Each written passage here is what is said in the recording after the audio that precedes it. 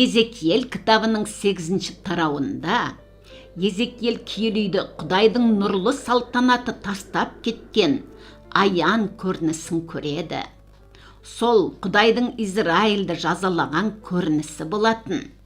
Енді Израильге қарап, Құдай жұбату сөзін айта бастағанда, өзінің хабаршысы Езекиелді қайтадан Иерусалимдегі киелі үйге алып барады. Ол киелі үйдің шығыс қақпасынан Құдайдың нұрлы салтанаты қайтадан киелі үйге кіретін көрініс көрді. Сол сәтте толқындардың қатты дыбысы естіледі. Жерде нұрмен жарқырап кетті делінген. Киелі кітап хабаршы мені алып деген сөзді қайта қолданған. Езекиел хабаршыға еріп, киелі үйдің ана жақ, мына жағын айналып жүріп көреді. Езекиел киелі үйдің шығыс қақпасына қайтып келген кезде, табалдырығының астынан су ағып шығып жатқанын көрді. Езекиел хабаршыға еріп, су ағып жатқан бағытпен жүре берді. Хабаршы қолына өлшеуіш жібін ұстап, Езекиелмен бірге 500 метр жүрген соң, Езекиелді сол су ағыннан өткізді. Киелі үйден ағып шыққан су Езекиелдің толарсағынан келді.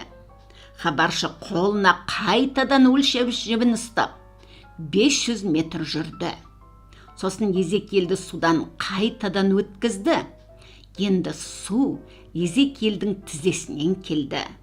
Осылай тағы 500 метр жүрген соң, су енді оның белуарынан келді. Содан соң өте алмайтындай терең өзен болды. Киелі үйдің шығыс қақпасынан ағып шыққан су өзенге айналғанда қандай жағдай болады? Езекиел хабаршының жетелеуімен төбеге шығып тұрды. Сонда оған таңғаларлық бір көрініс көрінді. Төбеде көптеген ағаштар өсіп тұр екен. Су бар жерде тіршілік те пайда болды. Хабаршы Езекиелге, мына су шығыс жаққа ағып теңізге құяды деді. Киелі үйден ағып шыққан су өлі теңізге дейін ағып, сол теңізге тіршілік береді. Әйтсе де хабаршы Езекиелге, киелі үйден ағып шыққан суды қабылдаған жерлерде тіршілік пайда болады. Бірақ су ақпайтын батпақтар мен шалшық жерлер тұшымайды деді.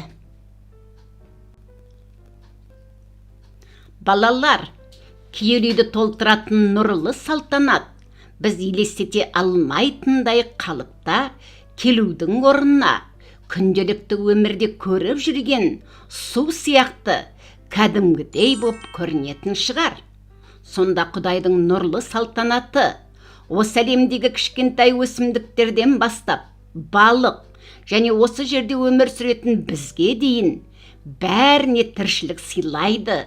Осылайша Құдайдың қаһарлы жазасынан басталған аян көріністері Құдайдың нұрлы салтанатынан басымыздан кешіп, ақырында Құдай беретін тіршілікке ие боламыз деген үмітпен аяқталған.